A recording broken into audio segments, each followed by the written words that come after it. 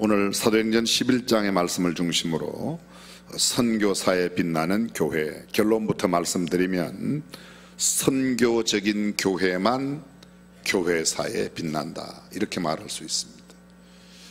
큰 교회, 화려한 교회, 빌딩이 멋진 교회, 예산이 많은 교회, 그런 교회가 아니라 선교적인 교회만 교회사에 빛난다, 그런 말입니다.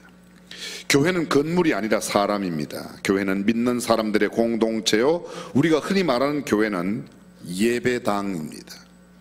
성경에 교회라는 단어가 처음 나타나는 것은 마태복음 16장 18절, 베드로의 신앙 고백을 들으신 예수님께서 내가 이 반석 위에 내 교회를 세우리니, 내가 이 반석 위에 내 교회를, 예수님이 말씀하셨어요. 교회는 어떤 개인의 것이 아닙니다. 우리가 흔히 표현할 때 우리 교회라고 말하지만 은밀하게 따지면 교회는 주님의 교회인 줄로 믿습니다. 내가 소속되어 있기 때문에 우리 교회, 우리 중앙교회 이렇게 표현해도 실제 교회의 온전한 주인은 주님이십니다. 내 교회를 세우리니 음부의 권세가 이기지 못하리라. 교회에 대한 헬라어를 여러분들이 너무도 많이 들으셔서 이제 다 아실 겁니다. 에클레시아, 에크라는 말은 안에서 밖으로 라는 말입니다. 안에서 밖으로, 밖으로. 이게 에크라는 말이고, 칼레오라는 말은 불러내다. 세상 안에 있는 사람들을 세상 밖으로 불러내어 모인 모임, 부름받은 공동체, 이것이 바로 교회입니다. 안에서 밖으로 불어다, 두 개의 합성어이죠.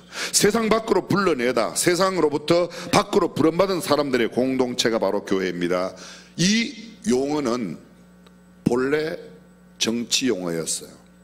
전에 복음이라는 단어를 설명할 때 복음은 성경에 있지만 원래는 정치적인 용어였다고 말했습니다. 로마 황제가 즉위하거나 로마 황제가 방문해 오는 소식, 그게 복된 소식이었다. 왜냐하면 로마 황제가 즉위되면 로마 황제가 다스리는 모든 신민, 백성들에게 먹을 것을 주고 옷을 주고 도로를 고쳐주고 집을 고쳐주기 때문에 그 황제가 임하는 도시에는 황제가 오기 전에 그 도시 자체를 완전히 새롭게 바꿔놓기 때문에 기쁜 소식이었는데, 바울은 로마 교회에 보내는 편지 가운데서 예수 그리스도의 복음, 황제의 복음이 아니라 예수 그리스도가 참 복음이라고 말씀했던 겁니다. 교회라는 단어는 이것입니다. 그리스에 많은 도시국가들이 있었습니다. 이 도시국가들이 나라 전체의 일을, 중요한 일을 의논할 때 각 도시국가의 대표들이 거기로부터 부름을 받아 모여 그 일을 의논합니다. 각 도시국가의 대표로 부름받아 모여 있는 사람들, 국사를 의논하는 사람들이 바로 교회라는 에클레시아, 부름받은 공동체라는 말과 연관되어 있습니다. 부름받고 모였지만 모임만을 위한 공동체가 아닙니다. 사명을 받고 그 사명을 감당하기 위하여 다시금 그들의 도시국가로 돌아갑니다. 소위 흩어지는 교회, 이것을 디아스포라, 흩어진 교회라 이렇게 표현하는 겁니다. 사도행전 8장 1절 이하 4절에서 박해를 받은 초대교회의 성도들이 박해를 피하여 흩어진 자들을 우리는 일컬어 디아스포라라고 말합니다. 그 흩어진 그리스도인들이 두루 다니며 복음을 전파함으로써 박해가 전화 위복이 되어 세계 선교가 시작되었던 겁니다. 다시 말하면 에클레시아 교회는 모이는 교회입니다. 디아스포라 교회는 흩어지는 교회입니다. 에클레시아 교회는 구원의 방주라고 말한다면, 디아스포라 교회는 아직도 구원받지 못한 사람들을 건져내기 위하여 가는 구조선 교회라 이렇게 말할 수 있을 겁니다. 모이는 교회와 흩어지는 교회의 균형은 교회에 있어서 얼마나 중요한지 모릅니다. 모이는 교회에만 집중하면 역동적인, 활동적인 공동체가 되기가 어렵습니다. 함께 모이는 데만 힘써서 그 모임이 점점 커졌다. 소위 대형화되면 회집 장소인 예배당도 커야 하고 주차장도 넓어야 하고 교육관, 식당도 커야 합니다. 물론 장점이 있습니다. 이런 대형 교회가 되면 학교도 짓고 양로원도 운영하고 기도원도 짓고 수양관도 짓고 큰 프로젝트를 많이 감당할 수 있습니다. 그런데 덩치가 크면 움직이기가 쉽지 않습니다. 의료 선교를 위한 병원을 짓고 외국인 사회에 활동도 할 수 있고 기도원도 건립하고 수많은 일들을 할 수 있지만, 반면에 매우 조심하지 않으면 덩치가 큰 공룡이 되어버려서 박물관 속으로 갈 가능성이 높다는 겁니다. 살아있는 민첩하고 역동적인 교회보다는 느리고 둔하고 정취하는 모임이 될 수가 있습니다. 생명력이 넘치는 유기체적인 공동체가 되기보다는 박물관의 공룡체로 변질되기 쉽습니다. 몸집이 큰 공룡체는 사람들의 구경거리는 되고 이야기거리는 될 수 있지만 날렵하고 활력 있게 그 주어진 사명을 감당하는 일에는 둔할 수가 있다는 겁니다. 사람을 키우고 길러내는 공동체가 좋은 교회입니다. 건물을 키우는데 집중하는 것은 교회 공동체의 본연의 모습이 아닙니다. 많은 사람들이 모였기 때문에 많은 사람들이 모여 예배드리는 공간을 만들고 교육받을 수 있는 공간을 만드는 게 부정적으로 말하는 것은 아닙니다. 그런 예배당도 필요하고 교육관도 필요하지만 가능하면 건강한 강소 중형 교회가 훨씬 더 바람직한 교회다, 그런 말입니다. 필요 이상의 건물은 옳은 일이 아닙니다. 건물은 완성되는 순간부터 낡아지기 시작합니다. 쇠퇴합니다. 교회는 생명력을 재생산하는 영적 출산 공동체가 되어야 합니다. 아무리 숫자가 많이 모이는 교회라도 날마다 믿는 자가 수가 되어가는 그런 성장의 모습을 갖지 못한다면 이미 그 교회는 정체 내지는 죽은 교회입니다. 교회는 사람들을 구원하고 그들을 성장, 양육시켜 다시 세상으로 보내어 아직도 구원받지 못한 영혼들을 구원해내는 구원의 공동체가 되어야 할 줄로 믿습니다. 구원받은 자들이 하나님을 찬양하고 예배하는 것은 에클레시아 교회의 중요한 일입니다. 예배의 정신은 드림입니다. 그래서 기도 드리고 찬송 드리고 헌금 드리고 정성과 마음과 뜻을 드리는 겁니다. 설교 듣는 게 아니에요. 설교 듣는 게 포함되어 있지만 드림이 예배의 가장 기본 정신입니다. 교육과 훈련과 섬김과 봉사, 교제, 친교, 이 모든 것은 영혼 구원의 전도와 선교에 맞추어져 있지 아니한다면 의미가 없다는 겁니다. 흩어지기 위하여 모이는 교회, 흩어지기 위하여 성경 공부하고 교육받고 훈련받고 섬기고 봉사하고 교제해야 합니다. 그래서 흩어져 나가 아직도 구원에 이르지 못한 사람들을 한 명이라도 더 구원하는, 내가 30년 50년 교회에 열심히 다녔다, 중요한 일입니다. 그런데 거기만 머물러 있는 것은 좋은 일이 아닙니다. 내가 나가서 아직도 구원받지 못한 사람을 몇 명이라도 더 구원하느냐가 더 중요합니다. 죄송합니다. 교회의 직분이 중요한 게 아니라 내가 어떤 직분을 갖든 얼마나 많은 사람들을 주님 앞으로 인도하였느냐에 교회의 생명력이 있다, 그런 말입니다. 교회가 이 땅에 존재하는 목적, 교회가 존재하는 이유나 까닭이 무엇일까요? 목사가 해야 할 가장 중요한 일이 무엇입니까? 성도들이 하지 않으면 안 되는 소중한 일, 반드시 해야만 하는 일이 무엇일까요? 언제나 말씀드리면 두 가지입니다. 아직도 예수 믿지 않은 사람 예수 믿게 하는 일, 이미 예수 믿은 사람들을 성숙하여 예수님을 닮아가게 하는 일, 이 두 가지 이외에는 교회가 초점을 맞춰야 할 일이 없습니다. 만약 자선사업을 한다면, 구제활동을 한다면, 여러가지 복지활동을 한다면 그 복지활동을 통해서도 궁극적인 목적은 영혼을 구원하고 그들로 하여금 나누고 섬기는 삶을 살아 그리스도의 장성한 분량이 충만한 데까지 성숙해야 될 줄로 믿습니다. 교회가 무슨 일을 하든지 결코 잊어서는 안 되는 것이 바로 이것입니다. 영혼 구원과 영적 성숙이라는 겁니다. 이 일을 성실하게 감당하는 교회를 선교적인 교회라 그렇게 말하고, 이 선교적인 교회만 역사에 빛나는 교회입니다. 큰 덩치를 자랑했던 교회 별로 의미 없습니다. 우리는 유럽에 가보면 한때는 어마어마한 수백억 수천억 아니 수조를 들여서 건축한 예배당들이 텅 비어있는 모습을 보게 됩니다. 그렇습니다. 아직 예수 믿지 않은 사람, 절대 예수 믿지 않겠다던 사람들이 예수를 믿게 되는 것도 교회와 그리스도인들 때문이고, 예수 믿으려고 예배당에 왔고 수년간 열심을 다해 교회 활동을 열심히 감당하다가 남들에게 상당히 신실한 사람으로 모범적인 교인으로 인정받던 사람이 어떤 날 갑자기 다시는 교회 안 다닌다, 예수는 절대로 안 믿겠다고 떠나는 이유도 교회와 성경적이지 못한 예수 믿는 사람들 때문이라는 거예요. 알고 계십니까? 교회를 떠나는 사람들이 예수님 때문에 떠나는 게 아니고 우리 때문에 떠난다는 거예요. 예배당 안에서 다시는 교회에 다니지 않겠다고 떠나는 사람들이 결코 적지 않다는 것을 아십니까? 왜 그들이 떠납니까? 하나님이 싫어서, 예수님이 싫어서 아니에요. 우리가 예수 믿는 사람답게 살지 못하는 모습 때문에 우리끼리 지지고 볶고 싸우고 난리를 때리니까 떠나는 겁니다. 윌리엄 부스는 영혼 구원에 온갖 정성과 힘을 다 쏟던 소위 전도에 미친 사람이었습니다. 오직 영혼 구원에 불타던 그가 소외된 거리에 나가 사람들을 구원시켜 인근 교회로 보내었습니다. 그런데 그들이 그 교회에 오래 있지 못하고 다시금 윌리엄 부스에게 돌아옵니다. 물어보았습니다. 왜 돌아오냐고 물어보았더니 우리가 그 교회 공동체에 가보았더니 성경이 말하고 있는 교회의 모습이 있지 않더라. 서로 내 것만 위해서 나만 위해서 사는 거더라.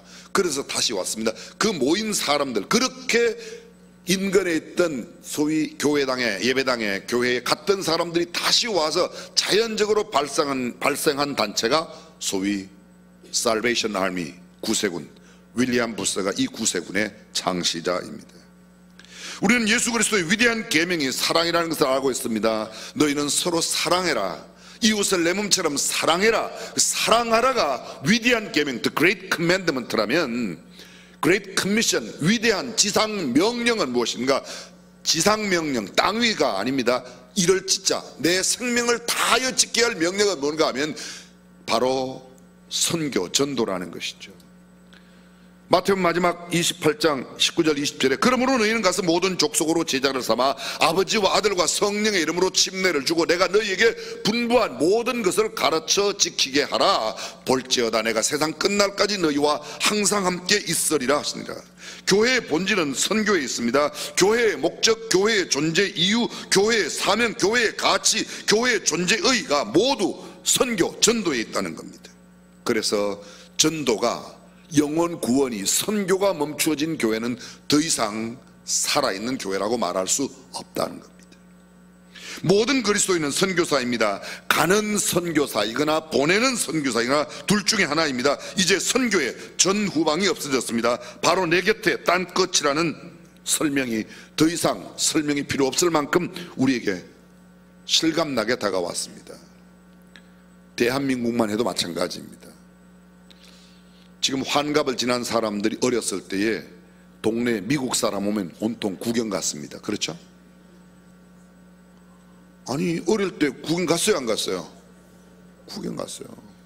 그러니 김장한 목사님 그때 주루디 사모님을 모시고 한국에 왔으니 완전히 원숭이지 뭡니까? 대단한 거예요. 지금은 그렇지 않습니다. 지금 외국 사람 왔다고 우리 이렇게 외국 사람 그런 해요? 전혀. 무슬림이 몰려오고 있습니다. 아프리카 사람, 중동 사람, 미국 사람, 남미 사람, 세계 각지 전 세계인 가운데 한국에 오지 않은 사람이 없을 만큼 거의 다 와 있습니다. 지금 윗동네에서 오신 분들도 얼마나 많은지 몰라요. 윗동네 아세요? 조선민주주의 인민공화국에서 오신 분들도 꽤 많이 계세요. 바로 내가 서 있는 이곳이 땅끝입니다. 굳이 가지 않아도 이제 땅끝 사람들이 내 옆에 왔고 또 우리가 계속 끝까지 이쪽으로 가면 땅끝 바로 옆에 오게 되어 있습니다. 지구는 둥글기 때문입니다. 스마트폰과 인터넷은 온 세상 어디든지 누구에게든지 접근이 용이하게 만들어 놓았습니다. 구글 앱스토어에는 우리의 상상을 초월하는 모든 것이 들어있습니다. 아마존 장마당에서 구할 수 없는 것이 없습니다. 세계에서 가장 많은 네트워크를 형성하고 있는 게 혹시 아십니까? 얼굴책이라고. 얼굴책. 페이스북이 우리말로 얼굴책이에요. 페이스북이니까 얼굴책. 가족이 몇 명이에요? 페이스북 가족이 10억 명이 넘습니다. 제가 일부러 가지고 왔어요. 스마트폰이요. 지금 여기 안에 세상이 다 들어있습니다. 죄송합니다.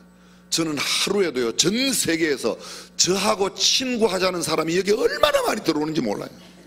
저한테만 그런 게 아닙니다. 페이스북에 들어와요 안 들어와요? 안 들어와요? 아 페이스북을 안 해요? 얼마나 많이 들어오지. 친구하자고 별의별 사람이 다 들어옵니다. 별의별 사람. 제가 생각했어요. 이 사람들에게 그렇게 알지도 못하는 저에게 지금 가끔 한국 사람들이 오면 저를 아십니까? 그럼 모른대요. 그런데 친구하자고 왔어요. 저는 얼른 답장을 보냅니다. 외국 사람들에게는 이렇게 보냅니다. Believe on the Lord Jesus Christ, you will be saved, you and your family. 주 예수를 믿어라. 그리하면 너와 내 집이 구원을 받으리라. 써서 보내요. 어떤 사람에게는 이렇게 본다. Ask and you will receive, seek and you will find, knock and you will be opened. 구하라 그러면 주실 거예요. 찾으라 그러면 찾을 거예요. 문을 두드려 그러면 되게. 한국 사람한테는 나를 아십니까? 이렇게 물었었어요. 지금은 안 그래요. 주 예수를 믿어라. 그리하면 너와 내 집이 구원을 얻으리라. 이렇게 써서 보내면 얼른 끊는 사람도 있고 뭐냐고 묻는 사람도 있고 그랬어요. 아니 우리가 직접 가서 전도하려고 노력하잖아. 맨날 친구 삼겠다고 하는 사람에게 여러분들 모두가 다 주 예수를 믿어라. 딱 그러면 그 사람 반응 금먹을 거 아닙니까? 그렇게 해도 괜찮겠다. 1번 이상한 짓을 하고 나자빠졌네. 2번 몇 번? 근데 뭐해요? 나가서 전도 못하면 찾아오는 사람도 못합니까? 유튜브 영상은 세계 각지 각 분야별 영상이 없는 것이 없습니다. 카카오톡에 메신저에 인스타그램 어마어마한 새로운 네트워크 가족을 형성해 가고 있습니다. 인터넷 지도는 세상 어느 나라 뒷골목까지 다 찾아갑니다. 중국에서만 구글 맵이 안 되고 전 세계 어디든지 구글 맵이 얼마나 잘 되어 있는지 몰라. 우리의 궁금증을 풀어주는 문제에 해답을 주는 전문 사전, 백과사전이 시도 때도 없이 물어보고 답을 얻을 수 있습니다. 궁금한 거 물어보세요. 네이버님에게나 구글님에게나 다음님에게 물어보면 얼마나 친절하게 다 가르쳐주는지 몰라요. 가끔 그래요. 저한테 목사님 그 성경 구절을 어떻게 잘 찾아요? 여기 다 들었어요. 여기 다 들었어요. 충성 들어있는 성경 구절 나와라. 띠디딕 다 나와요. 다 나와요. 그거는 옛날 이야기 됐습니다. 4차 산업혁명과 함께 우리에게 다가온 사회의 변화, 이 과학 문명의 발달, 그 어떤 세상이 와도 그런데 도저히 할 수 없는 게 있습니다. 아무리 과학 문명이 발달해도 인터넷이 발달되고 무엇이 발달되어도 못하는 게 있습니다. 사랑은 기계가 못하는 겁니다. 영혼을 구원하는 그 복음 전도는 기계가 못하는 겁니다. 기도는 대신해 줄 수 없습니다. 녹음기로 기도를 틀어놓을 수 있는데 그 녹음기 기도가 하나님 앞에 소용이 있겠습니까? 있겠냐고요? 생명력이 없는 겁니다. 유일한 생명력은 우리가 전하는 예수 그리스도, 우리가 전하는 복음 외에는 없는 줄로 믿습니다. 영혼 구원과 영적 성숙은 하나님의 말씀 외에, 전도와 선교 외에 다른 방법으로는 절대 불가능합니다. 아무리 자율주행차가 나오고 세계 인터넷이 화물 인터넷이 어떻고 클라우드 다 3D 프린터가 어떻고, 여러분 집 한 칸 짓는데 2층짜리 집 한 칸 짓는데 이틀이면 지어요. 코목사 뻥까네. 뻥아 이러니까 이거야. 모든 장비를 갖다 놓고 그냥 컴퓨터에게 부탁하면 컴퓨터 지가 다 알아서 집을 짓는 겁니다. 입체 프린터가 된다는 말은 실물로 사람이 사는 집을. 자동차를 만들었어요. 짧은 시간에 자동차, 실제로 그 자동차가 사람 손 하나도 안 되는데 움직여지는 시대가 다가왔습니다. 아무리 그런 기술이 발달되어도 한 가지 못하는 것이 있습니다. 생명을 만드는 일과 생명을 구원하는 일은 오직 하나님에게 오직 복음 전도로만 이루어지는 줄로 믿습니다. 세계 선교사에 빛나는 선교적인 교회가 되느냐, 아니면 천추에 씻지 못할 오명의 선교의 적인 교회가 되느냐. 잘 들어보세요. 선교적인 교회와 선교의 적이 되는 교회. 제가 근래 깨달은 진리인데요, 예전에도 생각 안 했지만 이런 표현들을 잘 못했었습니다. 가룟 유다는 제자 가운데 있습니다. 교회의 적은 예배당 안에 있지 바깥에 있는 게 아닙니다. 예수님을 판 사람은 로마의 병정이 아니었습니다. 예수님의 제자였습니다. 교회의 가장 큰 적이 교회 안에 있습니다. 복음 전도를 가장 방해하는 요소들이 우리 안에 있다는 겁니다. 가룟 유다가 예수님의 제자였어요. 지금 내가 하고 있는 언어와 행동이 복음 전도에 가로막고 있다면 난 선교의 적인 존재예요. 회의 때, 교회의 모든 일을 감당할 때 내가 하고 있는 발언이나 내 행동이 하나님의 일을 방해하고 있는 게 아닌가, 아니면 하나님의 일을 돕는 일인가를 생각해 보아야 됩니다. 사랑하는 성도 여러분, 시대는 급변하고 세상은 달라졌어도 여전히 필요한 건 복음인 줄로 믿습니다. 그렇습니다. 선교사를 많이 파송하는 것보다 어쩌면 더 중요한 것은 선교적인 교회로 그 교회의 본질을 바르게 찾는 일입니다. 선교적인 교회, 어떤 교회일까요? 선교적인 교회는 선교의 비전의 불꽃을 점화시키는 교회입니다. 오늘 본문에 나온 안디옥 교회 같은 교회이죠. 선교적인 교회는 선교를 위해 기도하는 교회입니다. 선교적인 교회는 선교를 위하여 그들의 재정의 상당 부분을 선교를 위하여 써야만 합니다. 선교적인 교회는 소위 교회의 모든 조직과 기관을 통해서 잃어버린 영혼에 대한 구원에 초점을 두고 그 사역으로 결론 맺지 못하면 우리만의 즐거움이 되는 겁니다.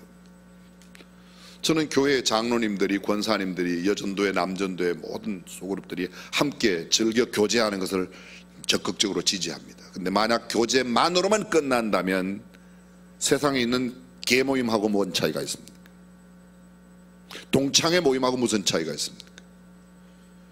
우리가 그런 모임을 통해서 성숙하여지고 아름다운 교제의 장을 넓힘으로 아직도 이 교제 안에 들지 못하는 사람들을 한 영혼이라도 더 인도하는 일로 결말을 맺을 때에 하나님 앞에 영광 돌리는 선교적인 교회가 될 줄로 믿습니다. 우리만 그냥 모여서 즐긴다는 것, 우리 공동체만 점점 커지는 것은 오히려 정체성에 머무를 가능성이 훨씬 많다는 겁니다.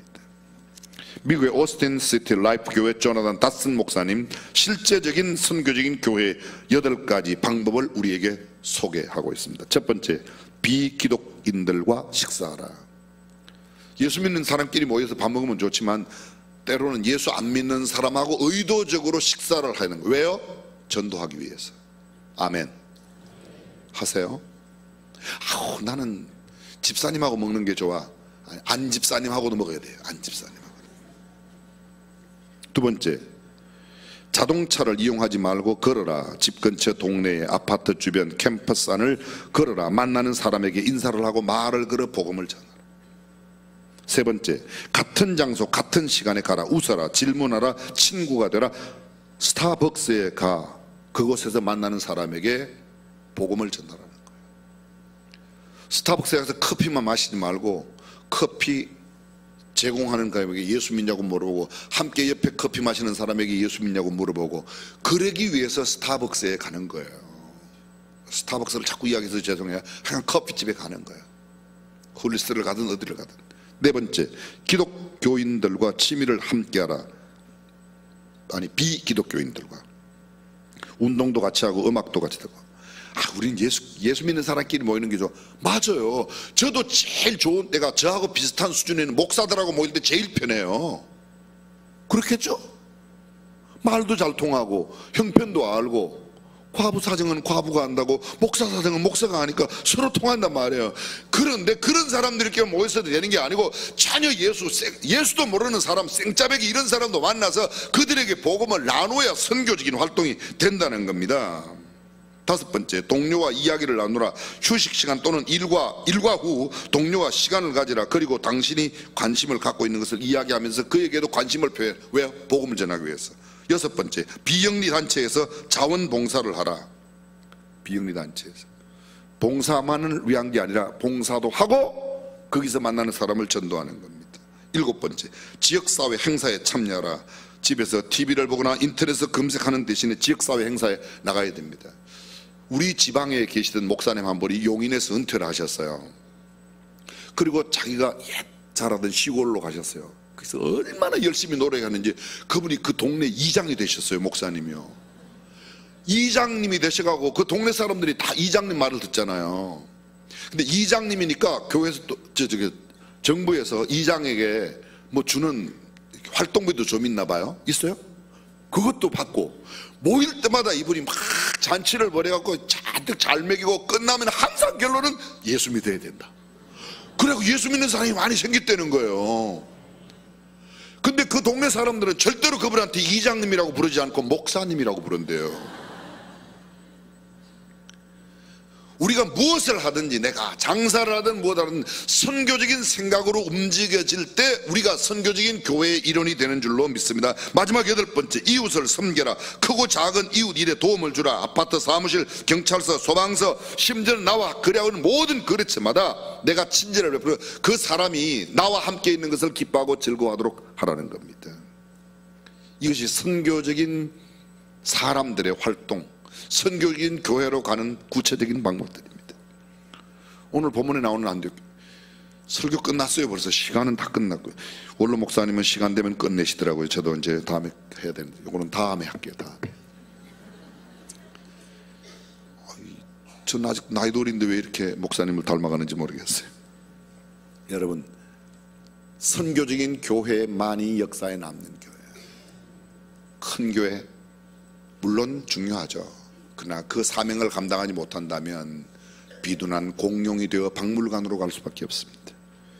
안디옥 교회는 피난민 교회였습니다. 박해를 받은 성도들에 의해 세워진 교회, 최초의 유대인과 이방인이 함께했던 그런 교회, 급성장한 수다한 사람이 믿고 죽게 돌아오는 그런 교회였지만 탁월한 지도력 바나바로 말미암아 최초의 이방 선교를, 해외 선교를 보냈던, 선교사를 보냈던 그런 교회가 되었습니다.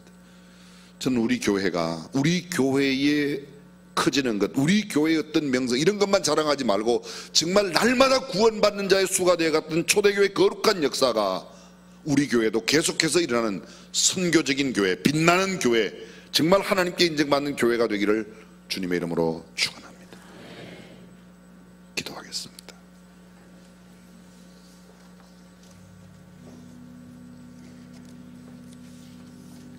전능하신 우리 하나님 아버지, 제24 세계 선교 대회를 우리로 하여금 또 열게 하셨습니다. 지나가는 1년의 행사로만 끝나지 아니하고 정말 우리 교회가 선교적인 교회가 되고 선교적인 성도가 되어 만나는 모든 사람들에게 주의 복음을 나누고 그들을 주님 앞에 인도할 수 있는 우리가 되게 하여 주옵소서. 예수님의 이름으로 기도합니다.